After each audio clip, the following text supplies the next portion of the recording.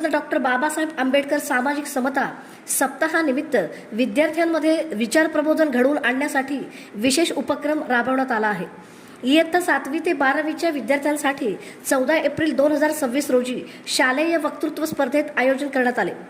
या स्पर्धेमध्ये डॉक्टर बाबासाहेब आंबेडकर यांच्या विचारांसह महाड येथील 14 तळे सत्याग्रहाच्या शताब्दीनिमित्त मानवी हक्कांचे महत्त्व आणि संत गाडगे महाराज यांच्या 150व्या जयंतीनिमित्त त्यांच्या कार्यावर आधारित विषयांचा समावेश करण्यात आला।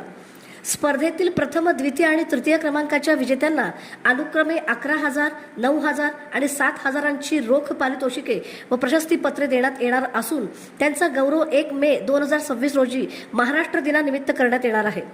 सदर कार्यक्रमासाठी हॉल सजावट, अल्पोपहार व इतर आवश्यक बाबींसाठी निधींची तरतूद करण्यात आली असून प्रत्येक तालुक्यासाठी मर्यादित खर्च निश्चित करण्यात आला आहे, अशी माहिती जिल्हा परिषद समाज कल्याण सभापती संस्कृती सातपुते यांनी दिले आहे।